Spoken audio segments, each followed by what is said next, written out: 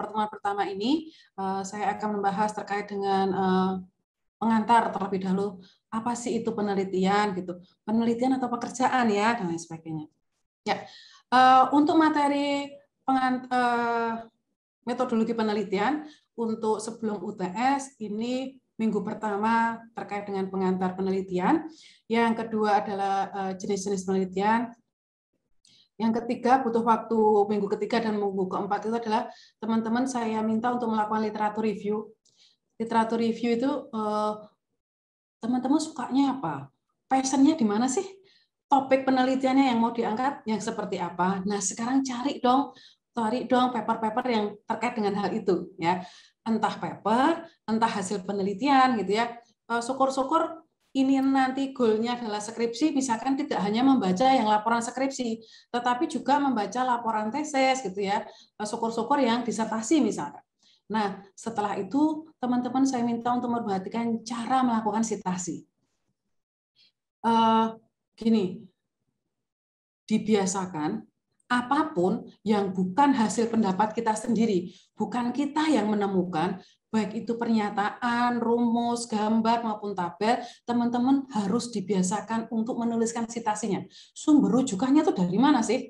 Gitu ya. Supaya apa? Itu akan melindungi diri kita ya.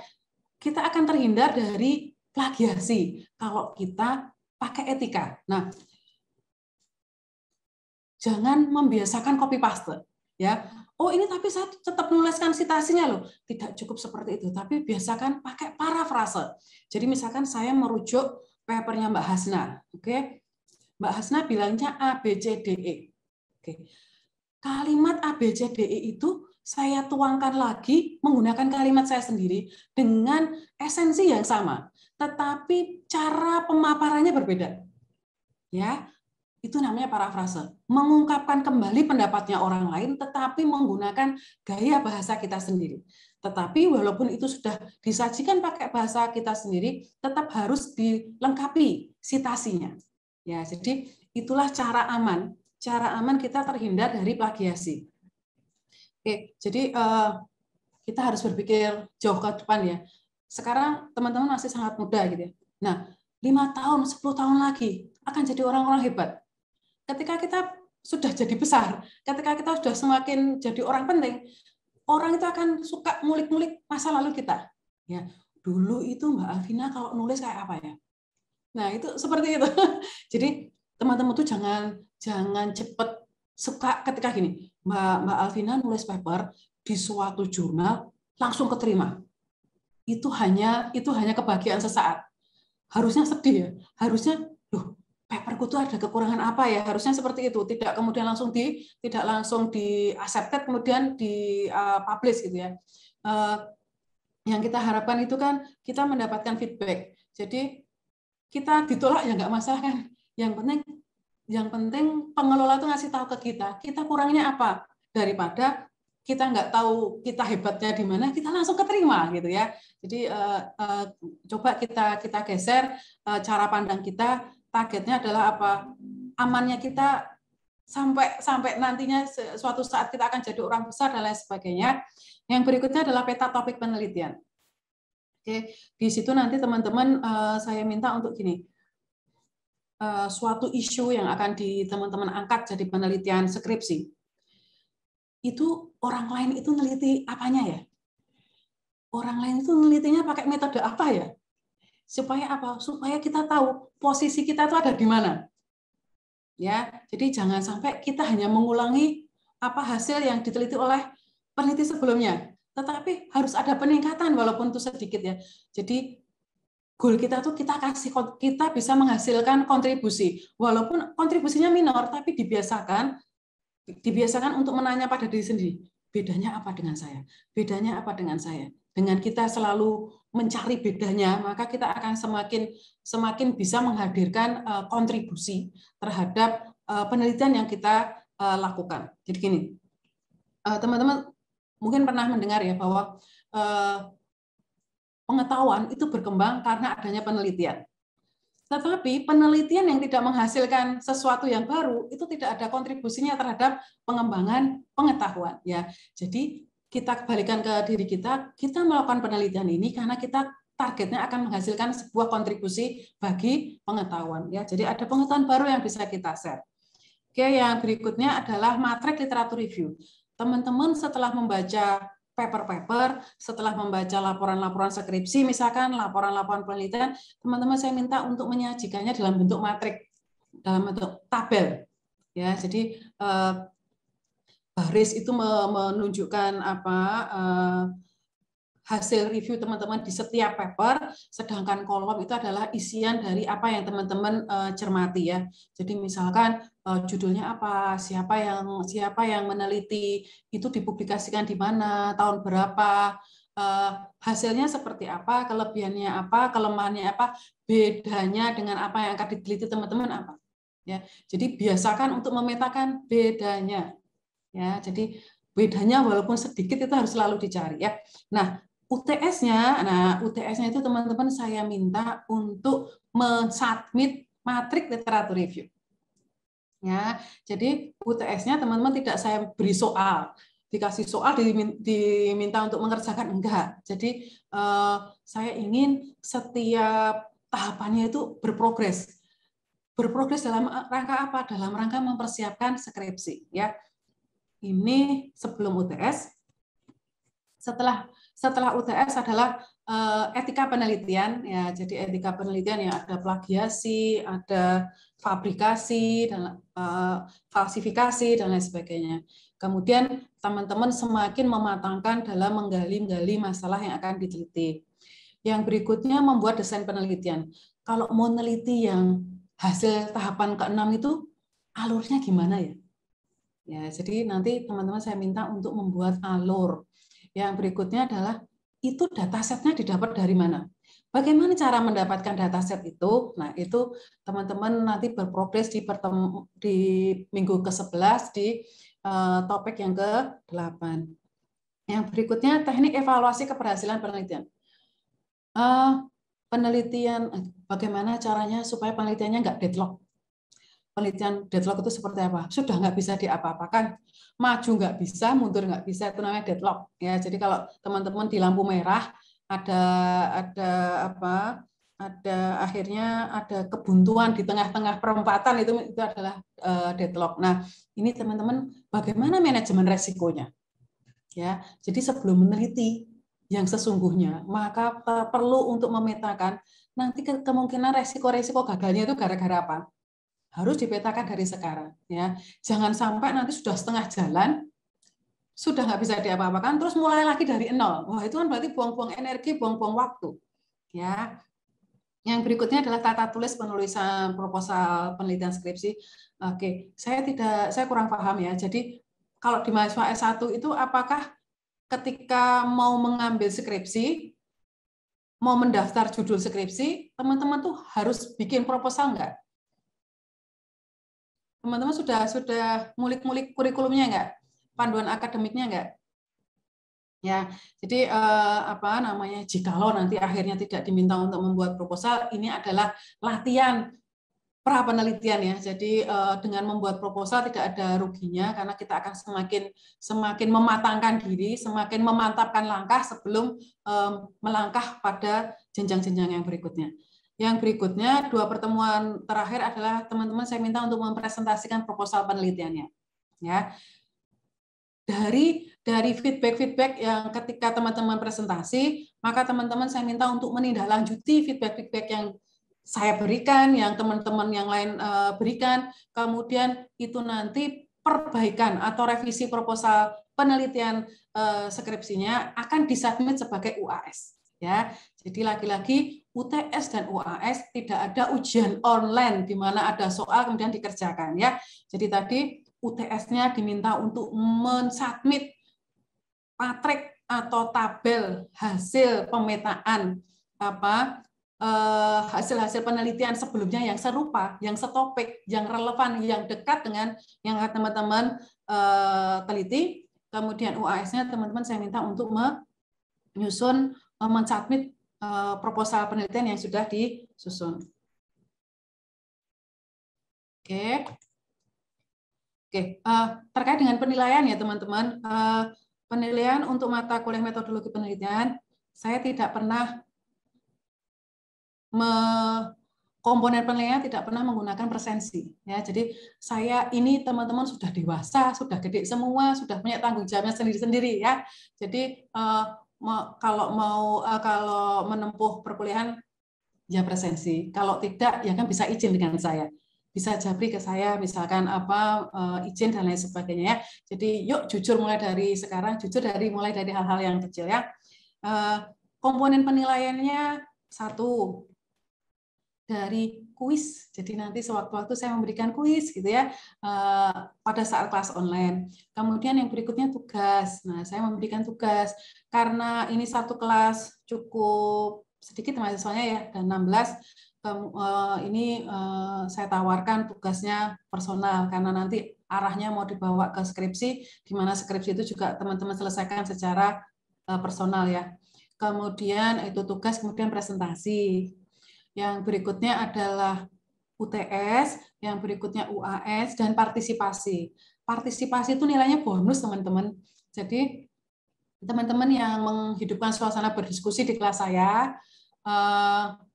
tidak malu untuk bertanya, tidak malu untuk menjawab, tidak malu salah di depan saya, itu ada nilai apresiasi yang saya berikan ya. Jadi teman-teman jangan gunakan ilmu kebatinan ya. Saya tidak tahu teman-teman itu misalkan ingin dibantu terkait aspek yang mana dalam metodologi penelitian ini gitu ya. Jadi yuk dibiasakan kita berkomunikasi secara gamblang gitu ya, tidak pakai telepati gitu ya. Saya sangat senang sekali jika saya bisa membantu teman-teman. Jadi kehadiran saya itu ada hal positif yang bisa diambil, itu saya sangat senang. Nah, teman-teman di sini saya akan menyampaikan narasi manakah yang termasuk penelitian supaya kita bisa sepakat gitu ya. Mana yang penelitian, mana yang pekerjaan gitu ya. Oke. Namanya pertama Tony. Tony menulis paper tentang penggunaan komputer di SMP. Dia membaca sumber-sumber pustaka tentang penggunaan komputer di SMP yang tersedia di perpustakaan kampusnya. Selanjutnya, dia menulis makalah tentang hal itu yang dia sebut sebagai makalah ilmiah. Ini penelitian atau bukan? Tony nulis paper tentang penggunaan komputer di SMP. Nah, Tony ini membaca sumber-sumber pustaka tentang penggunaan komputer di SMP yang ada di perpustakaannya. Nah, selanjutnya dia nulis paper tentang apa yang sudah dia baca. Ini penelitian atau bukan? Yuk, jangan malu. Kayaknya penelitian ya, Bu. Apa unsur penelitiannya? Membaca sumber-sumber pustaka kan tentang penggunaan komputer di SMP. Jadi satu dari serangkaian penelitian yang dia sudah lakukan apa? Baca paper. Nah, apa yang dia baca kemudian dia tulis. Apakah ini sudah bisa dikatakan sebagai penelitian? Apa yang dia buktikan? Apa yang mau dia buktikan? Masalahnya apa sih? Oke, jadi ini Mbak Alvina tadi ya. Ya, jadi ini baru awalannya. Jadi ketika kita jadi peneliti, mau nggak mau kita selalu membaca ya. Nah, yang dia lakukan kan adalah sebagian dari sekian yang harus dipunyai. Dia membaca. Dia membaca apa? Dia membaca referensi-referensi yang ada di perpustakaannya. Tentang apa? Tentang penggunaan komputer di SMP. Terus dia tulis tuh hasil dia membaca. Ya, jadi semacam dia membaca hasil yang dia baca, dia tuangkan dalam bentuk makalah. Oke. Kalau ini belum bisa dikatakan penelitian, mengapa? Yuk, yang lain yuk. Karena belum ada masalahnya. Ya, satu ya.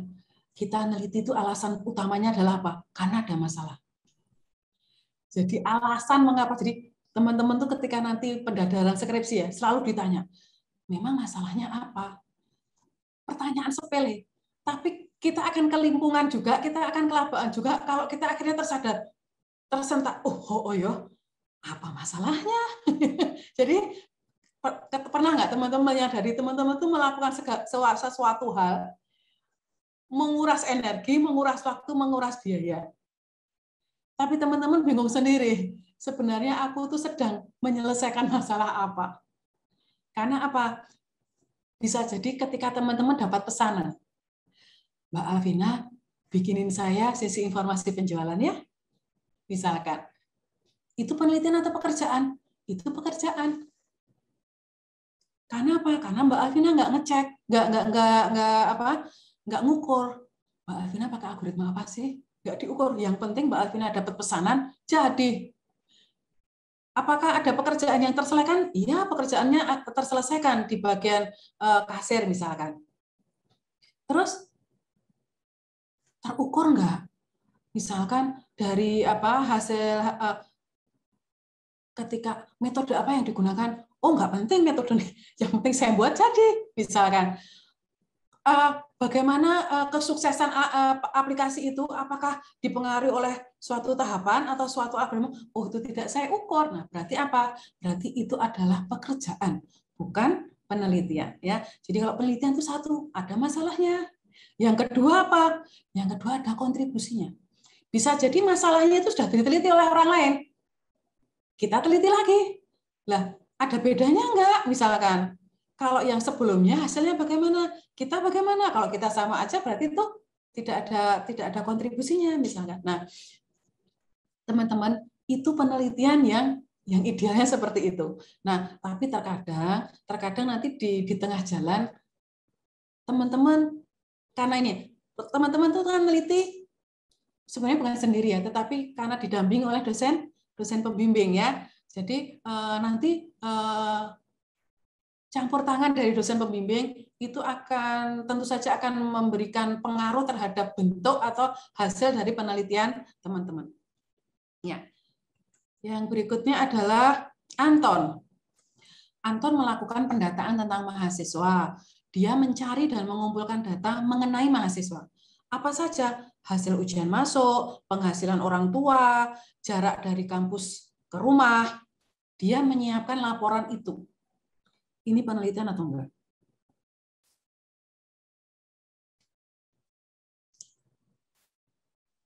Penelitian, Bu. Penelitian, kenapa ini dikatakan penelitian? Kalau yang tadi, Mbak Alvina terjebak dengan dia tuh membaca referensi-referensi. Ya, karena apa? Di penelitian tuh memang harus membaca referensi-referensi. Tetapi tadi hasil dia membaca, kemudian ditulis dalam bentuk paper atau makalah. Kalau yang sekarang ini, dia mengumpulkan data. Dari mengumpulkan data itu, terus dia laporkan.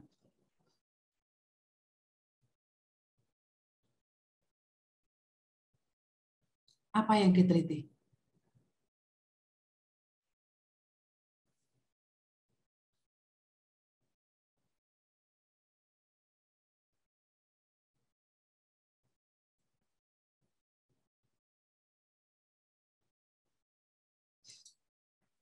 Ya. Mungkin saya menjawab, Bu. Oke, Mbak Asna. Oke, tadi saya... Menurut saya belum penelitian sih, Bu, soalnya kan ini masih dalam tahap pengumpulan datanya. Nah, kalau penelitian kan tadi kata Bu Emma, itu tuh ada permasalahan yang dicari, terus dia juga kayak meneliti dari paper-paper sebelumnya gitu. Jadi mungkin kalau buat kasusnya Anton ini, kalau dibuat penelitian, berarti dari data yang sudah didapatkan, ini baru dicari buat masalahnya gitu, Bu. Oke, pinter ya. Jadi kalau Anton itu tahapannya baru sampai ngumpulin data. Dia belum mengidentifikasi masalahnya, ya. Oke, jadi teman-teman jangan terjebak ya. Jadi teman-teman jangan terjebak.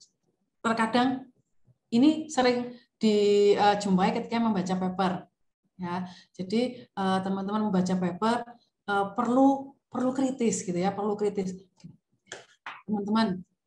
Teman-teman itu sudah ketika Tuhan menciptakan, teman-teman itu memang diciptakan dikasih DNA sebagai peneliti. teman-teman bukan suatu kebetulan kan akhirnya kuliah. Ya, teman-teman memang sudah di-create gitu, sudah diciptakan, akhirnya memang akan kuliah gitu ya.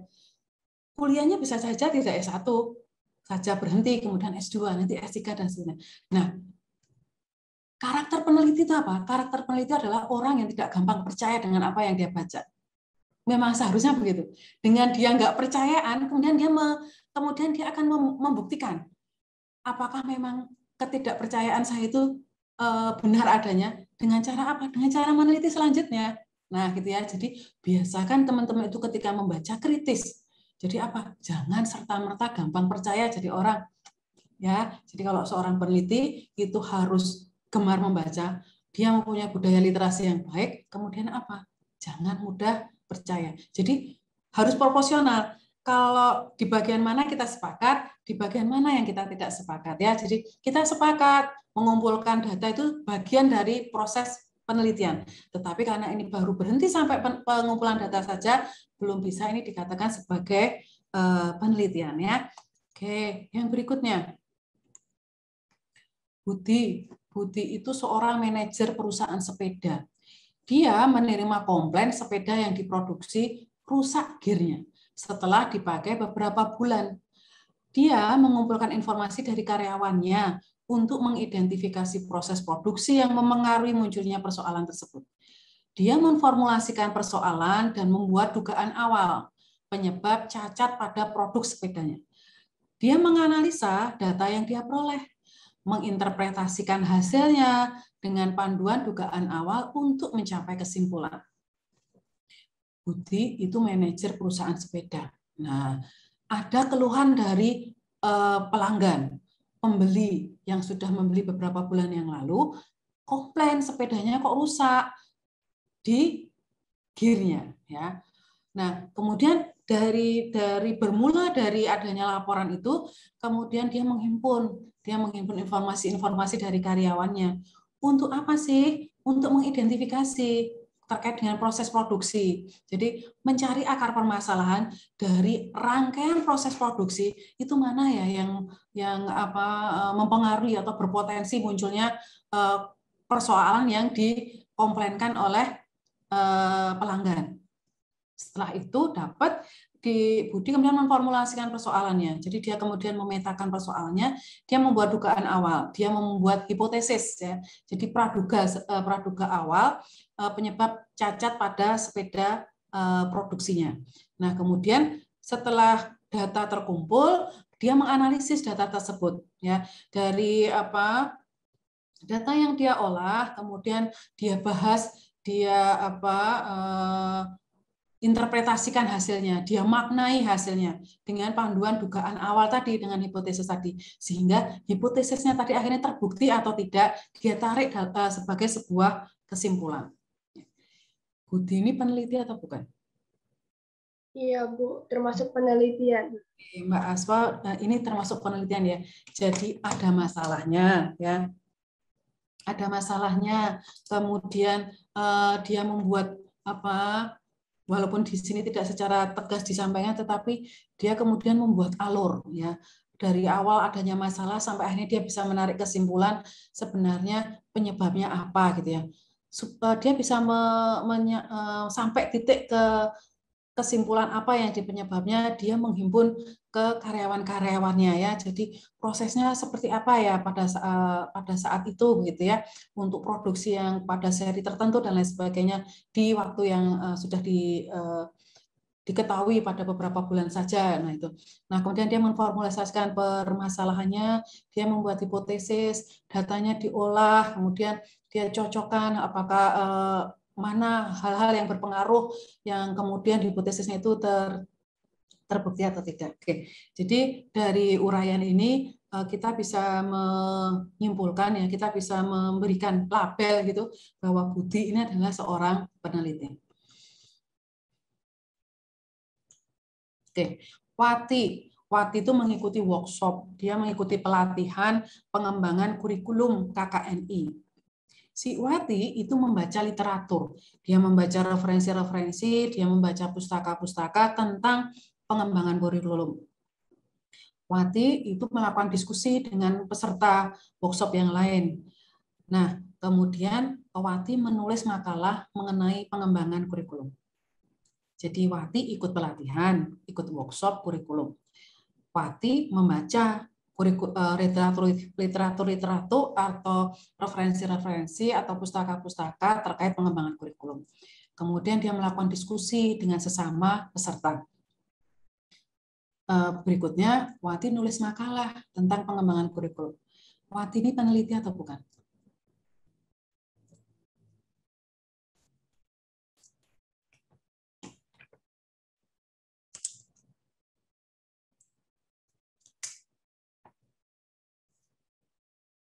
Apakah ada unsur yang diteliti?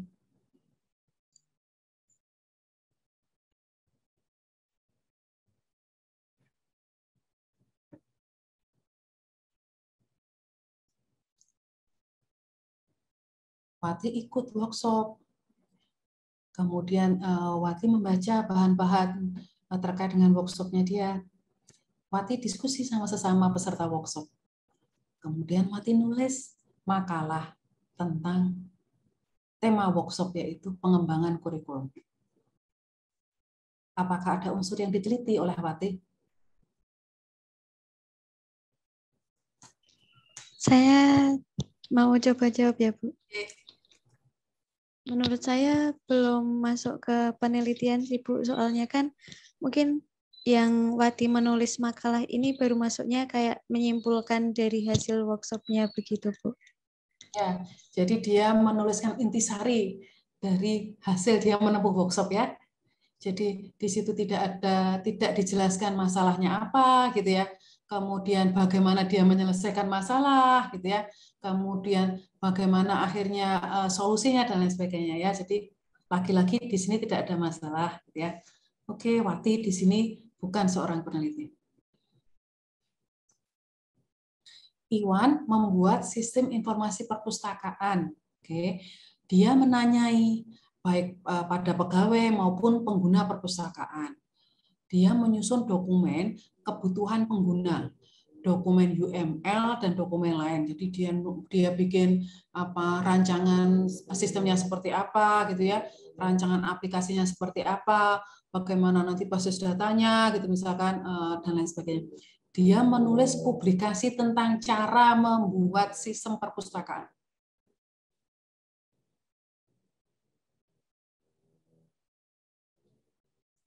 Apakah ini termasuk penelitian?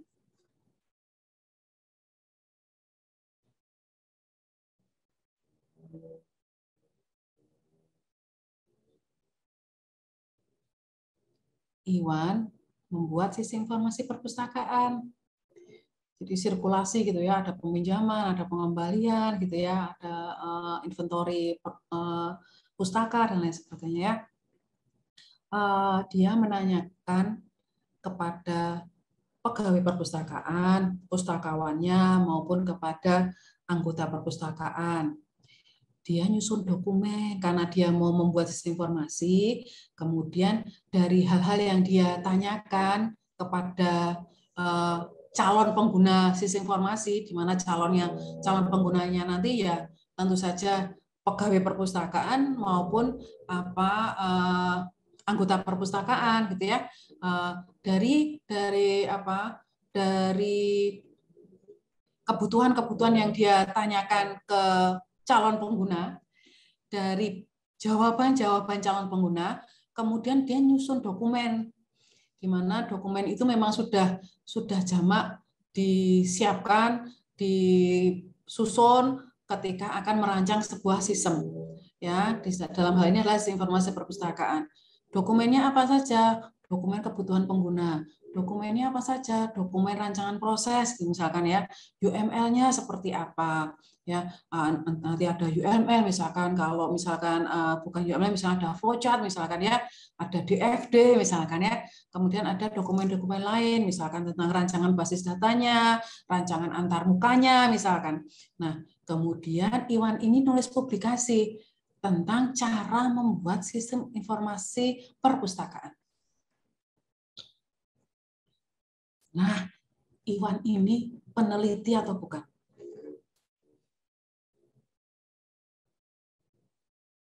Mungkin iya, Bu. Yang diteliti apanya? Gimana, Bu? Yang diteliti apanya?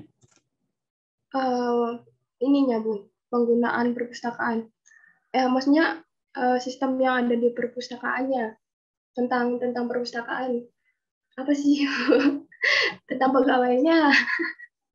Jadi Apa Iwan sih? ini Kebutuhan. Iwan ini menganalisis, merancang, dan membuat isi informasi perpustakaan ya.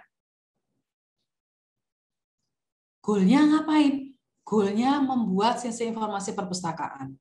Yang diteliti apanya? Jadi teman-teman jangan terjebak. Kalau teman-teman itu orientasinya membuat atau menghasilkan sebuah sistem atau sebuah aplikasi atau sebuah produk gitu. Kalau hasilnya adalah meng-create sesuatu, teman-teman hanya dalam waktu 1 semester, sehebat apa karya yang dibuat? Berbeda ketika teman-teman memodelkan sesuatu. Jadi teman-teman ya, kalau orientasinya adalah membuat sistem, membuat aplikasi, membuat program, oke, membuat karya utuh sebuah sistem, maka saya yakin itu dikerjakan sendiri dalam 1 semester, secanggih apa hasilnya, sehebat apa hasilnya. Nah, teman-teman dibiasakan untuk lebih fokus, lebih spesifik, lebih sempit ya. Kalau sistem, yang namanya sistem itu kan luas ya teman-teman. Ini yang diurusi apanya?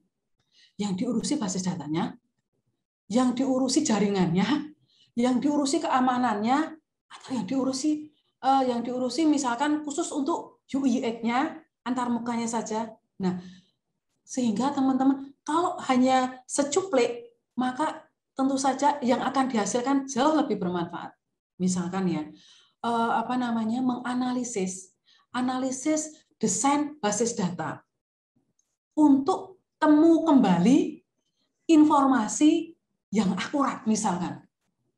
Jadi ini khusus ngerancang basis data, di mana basis data ini akan diteliti, basis data yang seperti apa untuk sebuah perpustakaan dengan kompleksitas data yang sedemikian besar gitu. Misalkan ini berbasis mobile, itu seperti apa database-nya harus di-create. Terus terukur performa dari basis datanya terukur. Nah, kalau yang ini Iwan ini buat secara lengkap. Terus yang diukur apanya? Nah, gitu ya. Jadi Iwan ini membuat kategorinya apa? Pekerjaan. Kategorinya apa? Proyek. Jadi saya yakin ini teman-teman semester 5 ini sudah banyak yang nerima proyek. Oke. Nah, ketika teman-teman meng-create proyek, yang namanya proyek ya, ada uang, ada karya, ada uang, ada aplikasinya. Di mana kompleksitas aplikasi tentu saja dipengaruhi oleh dana. Kompleksitas aplikasi, kehebatan aplikasi ditentukan oleh waktu. Ya, sehingga bisa jadi aplikasi hasil proyek teman-teman itu tidak dipedulikan kajian ilmiahnya misalkan. Nah, sekarang bagaimana caranya mengemas proyek-proyek yang sudah dihasilkan oleh teman-teman itu dikemas sebagai penelitian skripsi. Tentu saja teman-teman nggak mungkin akan mengangkat semuanya. Oke, harus diangkat dari beberapa sebagian sisi saja. Ya, jadi kalau misalkan mau cerita apa? Teman-teman punya proyek mengembangkan game. Yang diteliti nanti apanya? Ya, yang diteliti apakah responsifnya? Misalkan, apakah yang diteliti adalah akurasi ketika memberikan respon misalkan dan lain sebagainya. Ya, jadi bukan membuat gamenya secara keseluruhan, tetapi di bagian game ini mana yang mau difokuskan untuk dibahas. Ya, jadi teman-teman ada yang punya proyek membuat film animasi. Film animasi yang gede banget. Talenta digital yang dibutuhkan dalam pengembangan film animasi sangat gede. Teman-teman fokus di layar yang mana, di tahapan yang mana. Ya, jadi biasakan penelitian yang bagus itu adalah penelitian yang spesifik, sempit, fokus sehingga apa? Terbatas, tetapi menelitinya mendalam, tetapi membahasnya komprehensif daripada mau diselesaikan semua. Nanti bahasnya cuma kulit-kulitnya akhirnya. Nah, itu jadi nilai kebermanfaatannya kurang bisa tergali dengan baik.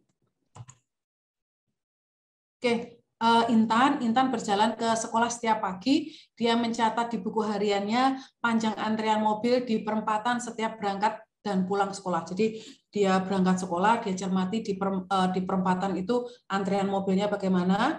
Kemudian kalau pas pulang, entah siang, entah sore, apakah ada perubahan dan lain sebagainya. Dalam catatan hariannya itu dia menambahkan gambar dalam bentuk grafik. Jadi dari data yang dia himpun, kemudian dia sajikan ada visual gambarnya, bentuknya berupa grafik. Dia menganalisis data catatan hariannya, ya. Dia menyimpulkan pada hari Senin itu hari termacet, pada hari Sabtu kemacetan menurun. Nah, dia tidak nulis paper, dia hanya cerita sama bapaknya. Intan itu peneliti atau bukan? Saya mau coba menjawab, Bu. Ya, Mbak Asfa. Iya, Bu, meneliti. Tapi mungkin menelitinya belum tingkat yang kalau di universitas gitu kan meneliti buat dijadikan paper atau skripsi gitu, Bu. Tapi sama-sama meneliti. Ya, jadi Mbak Intan ini meneliti kecil-kecilan ya. Oke, karena apa? Karena dia lihat pola. Jadi dia cermati polanya. Kalau pagi hari bagaimana, kalau siang atau sore bagaimana, kemudian punya kecenderungan apakah di hari-hari tertentu misalkan gitu ya. Nah, itu dia olah datanya, kemudian dia sajikan kembali dalam bentuk yang lebih bisa difahami oleh orang lain. Tapi kenapa dia tidak dikatakan tidak dikatakan sebagai meneliti secara utuh? Nah, teman-teman, yang namanya penelitian itu harus dipublikasikan. Ya, jadi teman-teman itu harus mempublikasikan kepada masyarakat sebagai bentuk tanggung jawab peneliti, itu harus dipublikasikan. Jadi bagaimana bentuk pertanggungjawabannya? Misalkan diseminarkan. Nah, misalnya kalau teman-teman pendadaran gitu ya, kemudian hasilnya itu ditulis. Nah, misalkan laporan skripsi teman-teman kemudian dikemas dalam bentuk digital, kemudian mudah diakses oleh orang lain. Ya, misalkan ada di repositorinya perpustakaan Amikom misalkan. Nah, kemudian misalkan supaya daya aksesnya semakin bisa menyentuh banyak masyarakat, maka tentu saja akan jauh lebih bermanfaat ketika hasil penelitiannya dikemas dalam bentuk paper, kemudian disubmit ke dalam jurnal atau disubmit ke dalam media seminar. Nah, gitu ya. Jadi Mbak Intan ini titik berhentinya kurang mempublikasikan ya, tetapi apa yang sudah disampaikan itu sudah ada unsur-unsur meneliti walaupun itu kecil-kecilan. Nah, jadi teman-teman neliti repot-repot skripsi itu hasilnya jangan buat teman-teman sendiri, itu harus di-share ya, harus disedekahkan. Ya, jadi bagi saya ada sebuah kebahagiaan tersendiri, ada sebuah kepuasan tersendiri ketika penelitian kita itu ada yang melanjutkan. Ya, jadi saya neliti, nanti Mbak Alvina membaca penelitian saya, Mbak Alvina terinspirasi sesuatu, dan Mbak Alvina akhirnya meneruskan apa yang saya teliti. Nah, nanti itu berkembang lagi. Nanti apa yang sudah dipublikasikan Mbak Alvina menginspirasi oleh orang lain. Sehingga Sehingga pengetahuannya selalu berkembang. Sehingga tidak hanya stagnan di kita saja gitu. Jadi besar harapan apa yang kita tulis itu ada yang mensitasi. Besar harapan peneliti-peneliti lain itu terinspirasi atau mendapatkan ide-ide dari apa yang sudah kita lakukan. Jadi jangan pelit berbagi ilmu ya. Jadi berbagi ilmu itu adalah gini, kita memberikan sesuatu tanpa kita kekurangan atas apa yang kita sudah berikan. Ya, jadi tadi siapa penelitinya? Masih ingat? Budi sama Intan ya. Oke. Ya, sekarang penelitian, risetnya dari dahsyat. Mencari kembali apa sih teman-teman? Teman-teman itu kan tugasnya nyari-nyari masalah. Nah, akan jadi masalah kalau teman-teman itu nggak punya masalah yang akan dibawa ke skripsi. Ya, jadi biasanya teman-teman itu galau. Galaunya apa? Belum punya masalah. Kalau nggak punya masalah, belum dapat masalah, berarti teman-teman termasuk orang yang tidak mudah untuk menangkap inspirasi.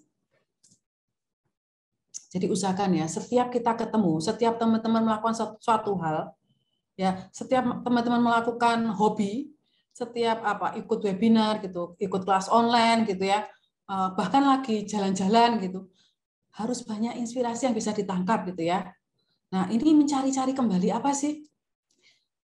Penelitian itu tujuan utamanya adalah untuk bisa meningkatkan solusi dari permasalahan yang telah diteliti oleh peneliti sebelumnya. Jadi, teman-teman tuh harus selalu mencari masalah. Dari mana? Dari membaca paper. Sejauh mana peneliti sebelumnya sudah melakukan penelitian ya? Masih ada masalah apa? Kalau sudah tidak ada masalah, ya cari paper yang lain sampai ketemu masalah. Ya, jadi bisa jadi masalah saat ini itu sudah terselesaikan, atau masalah saat ini yang masih kemungkinan tahun depan muncul lagi apa? Pandemi. Ya, COVID-19 ini kan sekarang tahun kemarin masa lampau ini jadi masalah, sekarang juga masih jadi masalah, kemungkinan tahun depan juga akan masih jadi masalah. Nah, seputar COVID-19 ini apa sih yang masih bisa dicari solusinya? Nah, misalkan itu ya. Atau masa lampau saat ini sudah selesai, atau masalah yang saat ini tahun depan sudah nggak jadi masalah. Nah, itu teman-teman harus punya kemampuan untuk membaca sejauh mana itu masih jadi masalah, sejauh mana itu sudah tersolusikan. Lagi-lagi teman-teman harus jujur ya. Jadi jangan sampai teman-teman sudah tahu masalahnya sudah tersolusi, kok masih diteliti lagi misalkan ya.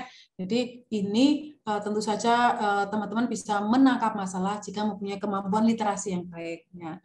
Jadi sekali lagi mencari kembali apa? Mencari kembali solusi terbaik dari setiap permasalahan yang sudah diselesaikan oleh peneliti sebelumnya.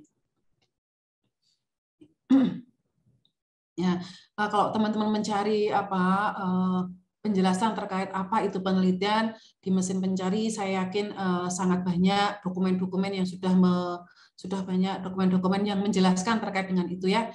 Jadi pada dasarnya tadi ya, penelitian itu dilakukan secara sistematis, dilakukan secara berulang-ulang.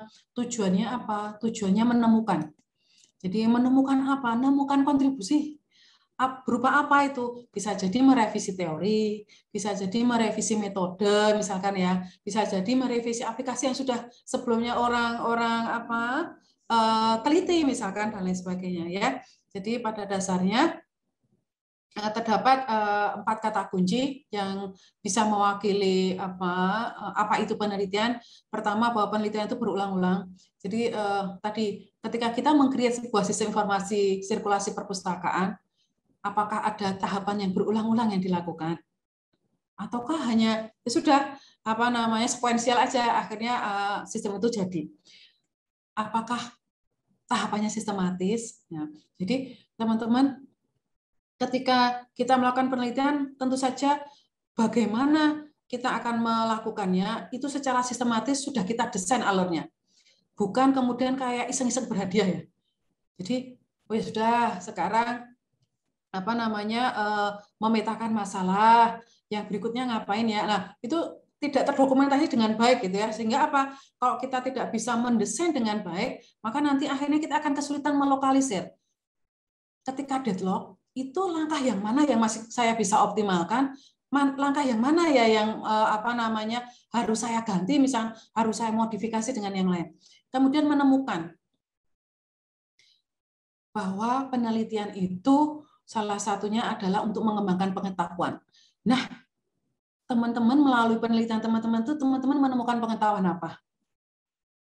Ya, jadi itu yang selalu ditekankan ya. Nanti akhirnya saya akan memberikan kontribusi apa? Temuan apa yang saya akan targetkan dihasilkan dari penelitian ini? Yang berikutnya adalah merevisi.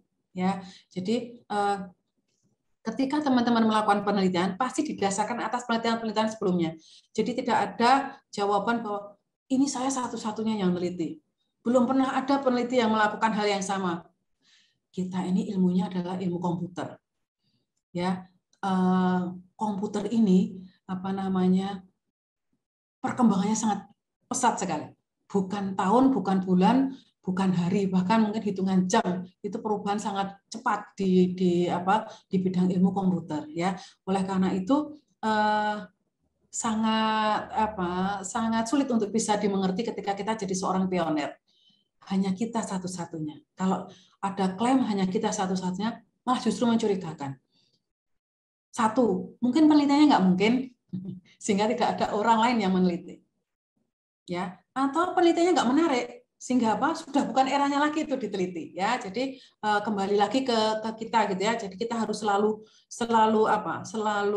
bisa mengukur diri sendiri. Kita harus bisa bercermin dari semua yang sudah ada. Kita harus bisa menangkap hal-hal yang sudah terjadi di luar sana, utamanya dengan topik-topik yang memang kita sukai, ya. Ya, jadi secara sederhana bisa dikatakan bahwa suatu penelitian yang baik adalah yang mampu memberikan suatu kontribusi walaupun itu kecil, ya. Kontribusinya apa? Kontribusinya bisa satu, kontribusi masalah, yang kedua adalah pada kontribusi metode, ya. Nah, tadi mumpung saya ingat, tadi kan ada sisi informasi perpustakaan. Nah, coba ya teman-teman lihat di judul-judul kakak kelas teman-teman, apakah masih ada judul-judul yang mirip dengan itu? Analisis dan perancangan, sisi informasi perpustakaan, analisis dan perancangan, sisi informasi kepegawaian, analisis dan perancangan, sisi informasi penggajian. Coba dilihat, apakah ada judul-judul skripsi semacam itu? Jika ada, jangan diteruskan. Karena apa? Karena tidak ada masalah yang gini. Kita membaca sesuatu itu kan dari judulnya, ya. Judulnya menarik atau enggak? Judulnya itu memuat masalah atau enggak? Judulnya, dari judul itu kita tahu enggak? Algoritmanya pakai apa, ya? Dari judul kita tahu enggak? Apa aja yang diukur dan lain sebagainya, ya. Jadi penelitian itu harus terukur hasilnya. Oke, jadi tadi riset, jadi mencari kembali. Jadi sebuah penelitian itu selalu diharapkan mampu memberikan perbaikan pada penelitian sebelumnya. Ya, kalau di skripsi ini berapa minimal? Jadi kalau ketika teman-teman membangun fondasi penelitian, berapa minimal banyaknya referensi yang digunakan? Misalkan berapa? 10 gitu ya. Jadi teman-teman tuh bisa membangun fondasi penelitian setelah membaca 10 paper yang paling dekat. Dekat apanya? Dekat masalahnya. Dekat apanya? Dekat metodenya gitu ya. Dan usahakan itu dipublikasikan di tempat-tempat, di media-media publikasi yang berkualitas, kemudian up to date, ya. Jadi usahakan ketika membangun fondasi penelitian, yang digunakan untuk membangun fondasinya, usahakan paling lama adalah 2 tahun sebelum kita. Jadi kalau kita mau meneliti tahun berapa nih? 2021. Usahakan referensi-referensinya paling lama di tahun 2019 atau 2020. Syukur-syukur semuanya referensinya ada di 2021, ya. Sehingga ketika fondasinya adalah yang paling baru, tentu saja bangunan fondasi itu akan jadi jauh lebih kokoh. Ya.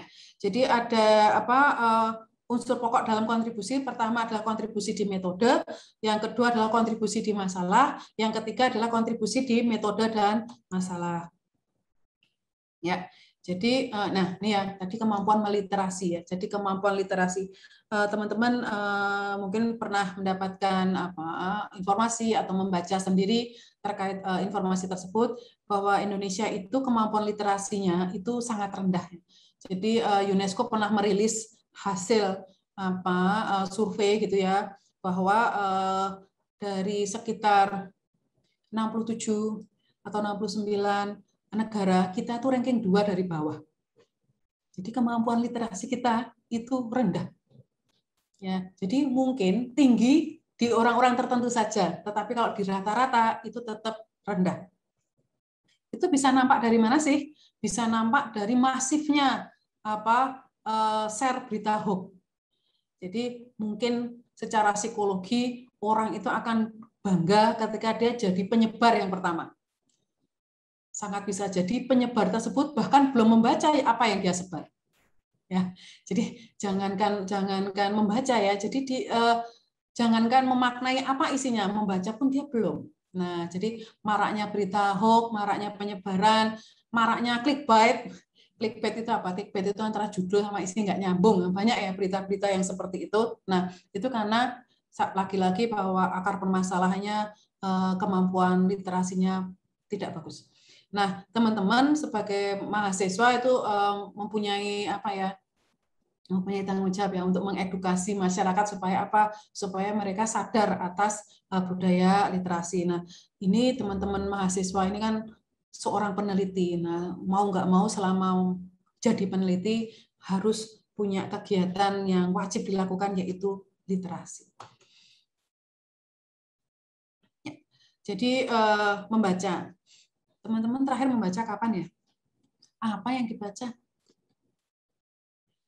Berdiskusi. Terakhir teman-teman diskusi sama temannya kapan? Apa yang didiskusikan? Merujuk, menulis. Teman-teman terakhir nulis apa? Di mana? Seberapa panjang tulisannya? Nah, kegiatan menulis, kegiatan membaca itu jadi kegiatan langka untuk anak-anak muda zaman sekarang ya. Teman-teman itu kan bukan eranya Facebook ya. Teman-teman mainannya bukan Facebook ya, media sosial. Twitter. Nah, kalau masih punya Facebook, masih punya Twitter, masih mending lah nulis di situ, walaupun nggak panjang. Tapi kalau sekarang eranya era TikTok, gitu, eranya Instagram, yang dia basisnya bukan tulisan, basisnya lebih ke gambar, basisnya lebih ke video, sehingga ya itu adalah apa ya? Godaan-godaan pengalih kemampuan membaca dan menulis. Ya. Jadi bagi teman-teman yang masih punya hobi membaca itu luar biasa, apalagi membacanya kok membaca buku fisik gitu ya, membaca novel misalkan itu termasuk apa? Termasuk mahasiswa langka, tapi hebat pada saat ini dengan sekian banyak godaan. Teman-teman sekarang misalkan ya mengerjakan tugas gitu, teman-teman mengerjakan tugas itu kan pasti googling ya, pasti teman-teman melakukan pencarian di mesin pencari gitu. Godaan banyak. Paling ngerjain tugas apa, nelusuri di online itu 10 menit. Yang lain wah godaannya banyak, ada YouTube itu misalkan ya dan lain sebagainya. Nah, itu tidak bisa dihindari, tetapi itu harusnya bisa dikendalikan. Yang berikutnya, mengapa penelitian itu penting? Macam-macam teman-teman bisa mencari di internet sana, sangat banyak orang menjelaskan mengapa penelitian itu penting, bahkan ada yang mengatakan bahwa kalau nggak neliti nggak sehat gitu ya. Dia melakukan penelitian itu untuk kesehatan otak gitu, untuk nutrisi bagi otak gitu ya. Jadi macam-macam. Nah, sama halnya teman-teman itu harus cari alasan supaya mau nggak mau melakukan penelitian tersebut. Jadi masih mending ya dipaksa untuk berbuat baik gitu ya. Bukan sukarela berbuat ya nggak bermanfaat begitu kan. Nah, jadi yuk sekarang teman-teman cari motivasi mengapa teman-teman harus melakukan penelitian. Pada saat ini jangka pendeknya karena diwajibkan skripsi gitu ya, tetapi kalau misalkan itu nanti jadi jangka panjang, maka memang perlu dipersiapkan motivasi-motivasi untuk penguat mengapa teman-teman harus melakukan penelitian. Ya, jadi tadi seperti yang saya sampaikan bahwa penelitian dilakukan karena ada masalah. Jadi itu selalu ditanyakan, masalahnya apa gitu ya. Jadi bisa jadi sudah diketahui metode pemecahannya, tetapi masih perlu untuk diketahui metode pemecahan apa yang paling baik ya. Jadi masalahnya sama dengan peneliti sebelumnya. Metodenya bisa jadi metodenya sama, tetapi apa? Misalkan teman-teman melakukan improve metode. Jadi teman-teman melakukan peningkatan performa terhadap metode yang sudah pernah ada, kemudian diteliti. Jikalau nanti akhirnya tidak lebih bagus ya tidak apa-apa. Itu temuan. Jika nanti hasilnya lebih jelek ya tidak apa-apa. Itu temuan. Silahkan dibahas. Di bagian mana ya yang itu akhirnya mengakibatkan kurang bagus performanya dan lain sebagainya ya. Jadi bisa jadi kurang bagus karena data yang sekarang. Coba kalau ditambahin datanya. Coba data setnya diambil dari sumber yang lain misalkan, apakah performanya bisa meningkat dan lain sebagainya ya. Jadi jangan diteliti dengan sebuah skenario saja, tetapi siapkan skenario lain untuk bisa mendapatkan kesimpulan yang lebih beragam. Ya, yang berikutnya adalah ya, jadi bahwa penelitian ini dilakukan goalnya adalah bisa memberikan kontribusi bagi pengetahuan. Ya, jadi ini yang selalu saya tekankan bahwa teman-teman melakukan penelitian itu harus ada hal barunya. Novelty-nya apa sih? Peningkatannya apa sih? Bedanya apa sih? Nah, itu adalah sebagai bentuk kontribusi teman-teman. Ya, sekarang kontribusi atau originalitas penelitian, kontribusi atau orientalitas pada metode. Jadi masalahnya sudah diteliti oleh peneliti sebelumnya, kemudian metodenya berbeda. Nah, sekarang kalau metodenya sama tetapi diimprove, atau metodenya yang lain, atau menggabungkan metode yang lama dengan metode yang baru misalkan dan lain sebagainya. Jadi ada yang beda, tidak sama persis. Itu adalah sekarang adalah originalitas atau hal baru atau kontribusi penelitian pada aspek masalah. Jadi masalahnya belum pernah diteliti oleh orang sebelumnya. Ya, jadi misalkan kalau teman-teman membaca penelitian itu penulis atau peneliti itu menyampaikan bahwa dia menemukan sesuatu selama melakukan penelitian, tetapi sesuatu yang dia temukan itu belum dia tindak lanjuti. Nah, itu sebenarnya dia sedekahkan bagi peneliti berikutnya. Nah, itu kemudian teman-teman tangkap sebagai peluang penelitian ya. Jadi atau gini, justru apa yang dia lakukan itu memunculkan permasalahan baru gitu misalkan ya. Nah, itu bisa jadi peluang penelitian bagi teman-teman. Jadi teman-teman ketika teman-teman membaca sebuah paper sekali itu bisa jadi belum banyak hal yang bisa diketahui. Tapi coba lebih bersabar untuk membaca lagi 1-2 kali lagi. Saya yakin banyak hal yang bisa ditemukan yang itu akan sangat bermanfaat bagi teman-teman yang berikutnya. Nah, kenapa sekarang pada saat ini teman-teman tuh goalnya betul, goalnya dapat masalah kan? Masalah itu ada di mana? Masalah itu ada di paper. Masalah itu ada di laporan penelitian. Masalah itu ada di sekitar kita. Ya, jadi teman-teman ketika melakukan aktivitas pasti menemukan sebuah masalah. Sekarang posisikan pada diri kita. Kalau kita orang komputer, kita bisa melakukan sumbangsih apa ya untuk permasalahan tersebut. Nah, kemudian itu adalah inspirasi yang ada di sekitar kita. Kemudian kita mau nggak mau harus membaca paper. Peneliti sebelumnya sudah sampai mana ya mikirin itu? Ya, karena apa? Karena lagi-lagi penelitian itu harus didasarkan oleh penelitian orang lain. Tetapi inspirasi itu sudah bisa datang dari mana saja, termasuk datang dari nonton film ya, entah dari nonton film, entah dari nganterin saudara ke rumah sakit misalkan, nganterin saudara ke stasiun misalkan. Tentu saja itu banyak sekali permasalahan yang kita bisa menggunakan kacamata dari kita orang IT. Ya, misalkan penerapan metode ABC untuk pemilihan fitur yang lebih stabil pada algoritma SVM dalam analisis sentimen Twitter. Nah, kontribusinya apa? Kontribusinya adalah metode ABC itu yang sebelumnya tidak pernah digunakan oleh peneliti yang lain untuk melakukan pemilihan fitur yang lebih stabil pada algoritma apa? Pada algoritma SVM, pada permasalahan apa? Pada permasalahan analisis sentimen. Ya, jadi judul yang bagus itu adalah judul yang dari judulnya kita tahu masalahnya. Ini masalahnya apa? Oke, topiknya aja deh. Topiknya apa ini?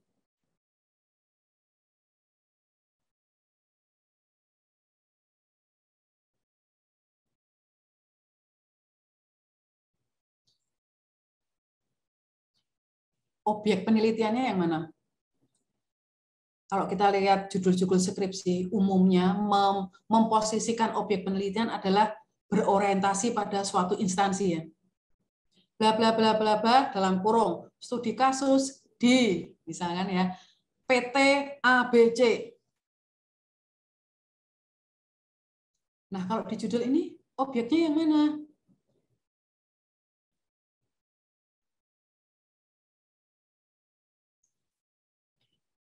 objek penelitian adalah ruang lingkup penelitian. Jadi objek penelitian itu ruang lingkup masalahnya apa sih? Ini masalahnya apa? Pemilihan fitur yang lebih stabil. Berarti sebelumnya nggak stabil ya? Iya. Oke, jadi masalahnya adalah pemilihan fitur yang lebih stabil. Ini topiknya apa? Analisis sentimen di Twitter. Masalahnya pemilihan fitur yang lebih stabil. Topiknya apa? Analisis sentimen Twitter. Terus metodenya apa? ABC. Ya, jadi gitu ya. Jadi teman-teman, yuk diusahakan mulai dari sekarang nyusun judul ya. Jadi pekan depan saya nanya ya, judul skripsinya seperti apa. Ya. Kontribusi pada masalah. Penerapan algoritma genetika dalam desain rute perjalanan kurir dengan modifikasi kromosom.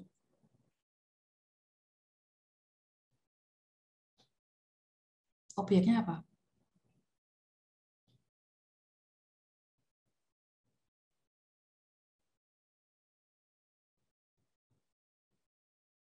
Topiknya apa?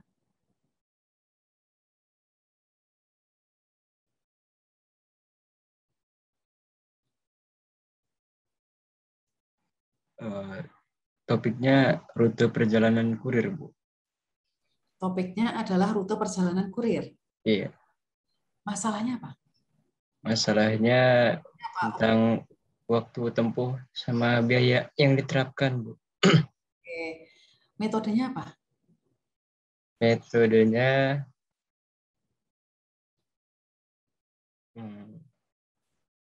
mungkin dengan menggunakan modifikasi kromosom itu. Oke, ya. Jadi algoritma genetika itu nanti diterapkan untuk memodifikasi kromosom. Nah, coba ya teman-teman besok menyusun judul. Judulnya 1, judul yang nggak ada kontribusinya.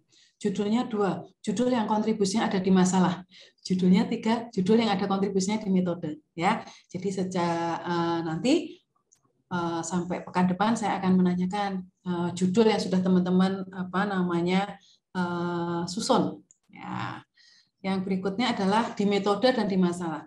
Penerapan metode XYZ dalam algoritma genetika, dalam desain rute perjalanan kurir dengan modifikasi kromosom. Di sini ada penambahan metode dalam algoritma genetika. Ya, jadi kemudian yang berikutnya ada tambahan apa? Ada penentuan rute perjalanan kurir. Jadi ada judul yang nggak ada kontribusinya, ada judul yang fokus kontribusinya pada masalah, ada judul yang fokus kontribusinya pada metode, ada judul yang fokus perhatian kontribusinya ada di metode dan masalah. Nah, bisa jadi teman-teman suatu judul itu ada masa kadaluarsanya. Ya, jadi misalnya Mas Labib meng-create judul. Pada saat ini judul yang di-create Mas Labib memang belum ada yang ngangkat. Jadi ketika Mas Labib mengklaim bahwa saya punya kontribusi di masalah, tetapi kalau itu tidak sudah ditindaklanjuti, saya yakin bulan depan itu sudah ada orang yang angkat judul serupa, tidak sama persis ya, tetapi tujuannya sama. Nah, gitu ya. Jadi teman-teman bisa jadi masa gini, kontribusi metode, kontribusi masalah itu ada masanya. Ada masanya.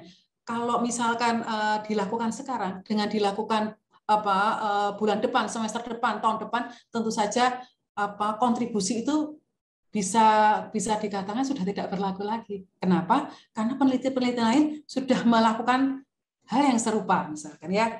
Oke. Oleh karena itu, supaya klaim kontribusi tersebut kuat, teman-teman memang mau nggak mau harus didasarkan atas hasil-hasil penelitian yang paling baru. Oke, penelitian dilakukan karena ada masalah ya. Jadi di sini saya ulang lagi, meneliti itu karena ada masalah. Di mana masalah penelitian itu sendiri muncul karena ada latar belakang masalah. Latar belakang masalah ini loh yang akhirnya dijadikan fondasi. Latar belakang itu kadang-kala dianggap sesuatu yang remeh-temeh. Sehingga apa? Sehingga mahasiswa kurang serius ketika nyusun latar belakang. Padahal latar belakang itu adalah alasan mengapa penelitian teman-teman itu penting. Ya, jadi latar belakang yang baik itu isinya apa? Latar belakang yang baik itu isinya adalah masalahnya apa? Yang berikutnya, peneliti-peneliti sebelumnya yang sudah pernah melakukan penelitian serupa yang bisa digunakan untuk mendasari penelitian teman-teman, itu penelitiannya siapa saja, hasilnya bagaimana, apa yang akan ditindaklanjuti. Yang paling akhir di latar belakang adalah penelitian ini akan dilakukan menggunakan algoritma apa? Apa alasannya? Nah, gitu ya. Alasan penggunaan algoritma itu sangat penting. Jangan sampai alasannya karena saya taunya itu. Jangan sampai alasannya karena itu yang paling mudah. Nggak boleh ya. Jadi algoritma yang diangkat itu harus yang memang sesuai dengan permasalahan yang dihadapi.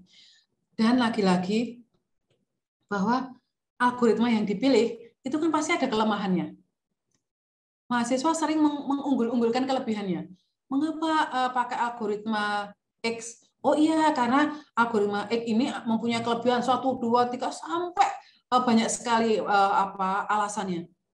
Kelemahannya apa? Nah, ketika ditanya kelemahan itu bingung sendiri. Apa ya kelemahannya? Nah, harapannya melalui penelitian ini kelemahan dari algoritma yang digunakan itu bisa disolusi juga.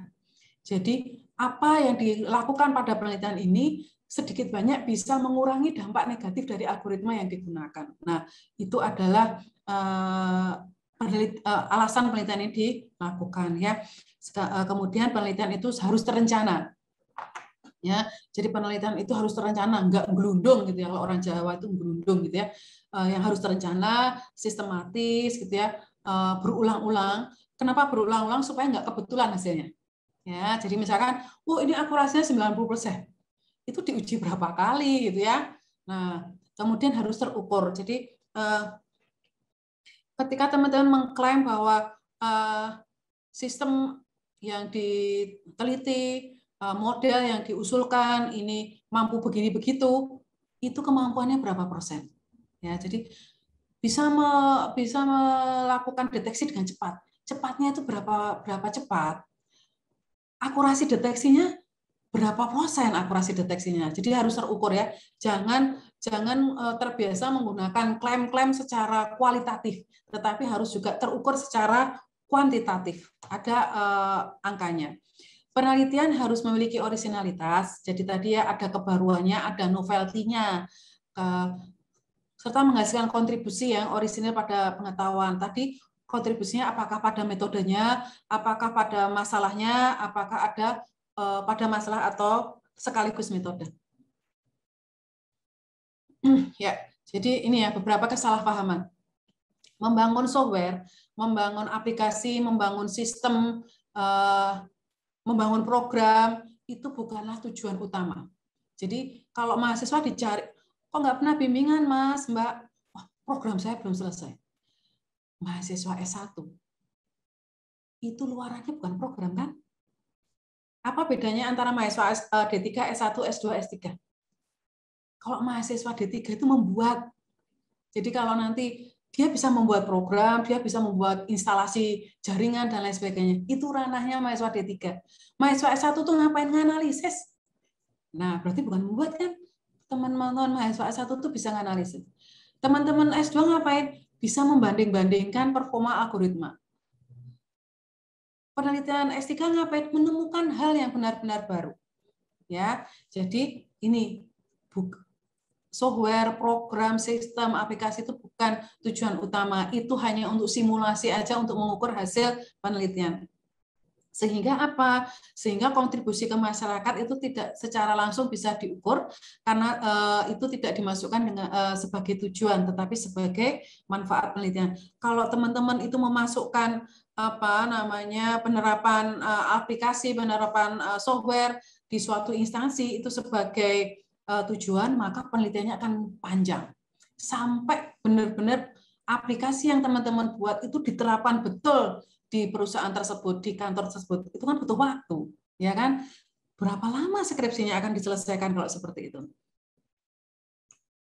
Ya, jadi peneliti itu boleh salah hipotesis, salah analisis, salah nguji hipotesis, tetapi nggak boleh bohong, nggak boleh fabrikasi, nggak boleh falsifikasi, ya, nggak boleh plagiasi.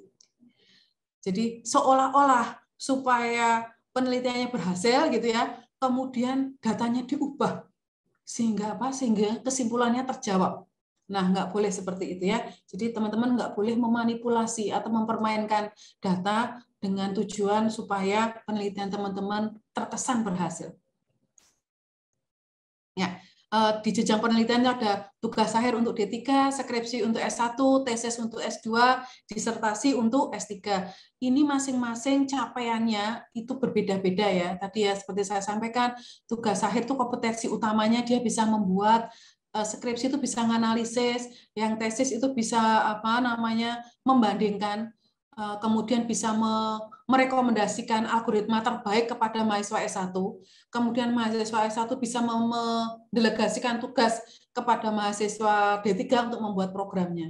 Nah, sedangkan siapa yang menemukan algoritmanya adalah mahasiswa S3. Ya, jadi satu permasalahan bisa secara berjenjang diselesaikan oleh mahasiswa D3, S2, S1, dan D3, tentu saja dengan batas capaian yang sesuai dengan jenjang pendidikannya. Nah, di sini ya kalau mahasiswa S1 itu sebagai 6 perbatasan antara 6 dan 7 level KKNI-nya ya. Kemudian mahasiswa S2 di 78, sedangkan mahasiswa S3 itu level KKNI-nya ada di level ke-9. Ya, teman-teman, penelitian yang berkualitas itu yang seperti apa, itu didasarkan atas penelitian orang lain ya. Jadi tadi teman-teman inspirasi bisa datang dari mana saja, tetapi secara ilmiah peneliti sudah melakukan sampai mana, apa yang diteliti, apa yang disolusi, bagaimana dia bisa mendapatkan solusi tersebut, tentu saja itu bisa didapatkan dari laporan hasil penelitian orang lain. Kemudian penelitian itu harus dilakukan secara logis, harus sistematis, terencana, dan hasil penelitiannya bisa divalidasi dan terukur. Ya, jadi secara logis itu bisa dipertanggungjawabkan kajian ilmiahnya. Ada dasar teori yang dipaparkan. Nah, hasil-hasil penelitian yang teman-teman nanti akhirnya peroleh itu harus bisa di cross check dengan dasar teori yang teman-teman sampaikan di bab 2. Kemudian dilatar belakangi oleh situasi real dengan data valid dan konkret. Nah, tadi masalahnya memang benar-benar ada, bukan masalah yang dibuat-buat, bukan masalah yang diada-adakan. Kemudian datasetnya juga bisa dipertanggungjawabkan kebenarannya, dan valid dan serta konkret memang benar ada itu, bukan dummy misalnya. Nah, kemudian penelitian yang berkualitas bisa direplikasi, bisa diduplikasi. Misalkan Mas Nur Fauzi melakukan penelitian Mas Nur itu bisa saya ulang, hasilnya sama persis dengan yang Mas Nur dapatkan, berarti penelitian Mas Nur itu berkualitas. Kemudian didasarkan atas beberapa alasan logis dan terikat oleh teori, tadi ya, secara kajian ilmiah bisa dipertanggungjawabkan, ada peningkatan, ada hal baru, ada novelty. Ini sebagai bentuk kontribusi teman-teman sebagai seorang peneliti ya. Jadi jangan menghasilkan sesuatu yang akhirnya sama saja. Terus apa? Informasi apa? Pengetahuan apa yang bisa dibagikan kepada pembaca? Yang berikutnya adalah dapat digeneralisasi. Jadi itu misalkan kalau saya ubah datasetnya, penelitian itu masih bisa digunakan atau tidak dan lain sebagainya untuk permasalahan yang sama. Menghasilkan pertanyaan baru. Jadi kalau saya membaca laporan penelitiannya Mas Labib, saya terinspirasi. Saya bisa mendapatkan peluang-peluang kemungkinan apa saja yang masih bisa saya explore. Nah, berarti penelitiannya Mas Labib itu bagus, berkualitas. Buktinya apa? Buktinya saya terinspirasi. Buktinya apa? Buktinya saya dapat masalah, ya. Oke, kemudian sumbangan terhadap iptek dan kemaslahatan manusia. Jadi tadi ya bahwa penelitian ini tujuan utamanya adalah mengembangkan pengetahuan. Tentu saja kalau pengetahuan tidak berkembang, tentu saja permasalahan yang ada di masyarakat juga tidak akan banyak tersolusi dengan baik. Kemudian ketika ya tadi ya seorang peneliti, ketika penelitiannya itu selesai, dia punya tanggung jawab moral untuk mempertanggungjawabkan kepada masyarakat. Bentuknya apa? Bentuknya publikasi. Dengan apa? Dengan menulis.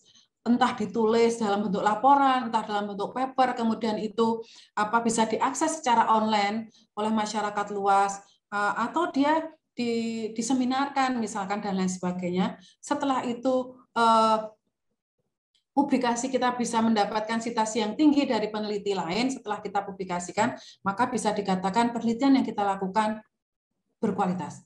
Apa buktinya? Buktinya peneliti-peneliti lain percaya dengan hasil penelitian kita. Buktinya apa? Buktinya mereka merujuk penelitian kita. Untuk apa? Untuk membangun fondasi penelitiannya mereka. Nah, seperti itu ya.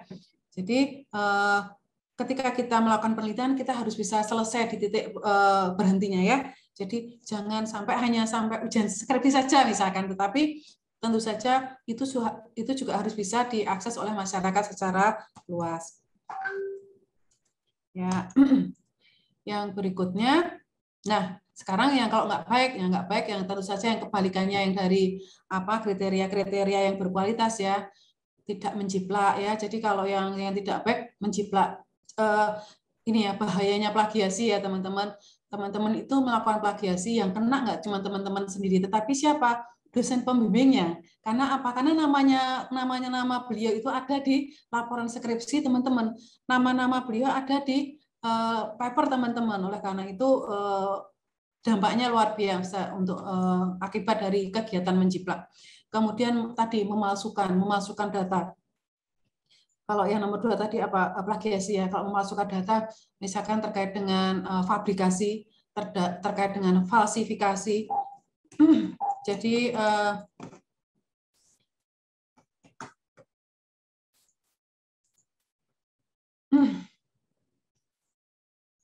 fabrikasi itu gimana teman-teman? Fabrikasi itu adalah memproduksi data. Jadi teman-teman bikin data baru, di mana datanya kemudian teman-teman kondisinya data bagus supaya kesimpulannya bagus. Atau falsifikasi, teman-teman mengubah-ubah data yang real kemudian diubah sesuka hati teman-teman supaya supaya seolah-olah penelitiannya berhasil. Nah itu ya, hindari plagiasi, hindari fabrikasi, hindari falsifikasi. Jadi kita harus bisa menjunjung tinggi etika penelitian. Nah, kemudian keliru menyajikan informasi dan sehingga itu akan menyesatkan pembacanya. Hasil penelitian teman-teman kan harus disajikan ya, entah dalam bentuk tabel, entah dalam bentuk grafik gitu ya, entah dalam bentuk diagram dan lain sebagainya. Nah, tolong dicermati gitu, apakah sudah betul penyajiannya dan lain sebagainya. Karena apa? Supaya terhindar dari multitafsir gitu ya. Teman-teman tidak ada unsur kesengajaannya untuk menyesatkan, tetapi kok ternyata tidak semua orang mempunyai pendapat yang sama, mempunyai persepsi yang sama dengan teman-teman ketika mencermati apa yang teman-teman sajikan. Oke, demikian yang bisa saya sampaikan. Sampai di sini, apakah ada yang mau ditanyakan? Saya persilahkan.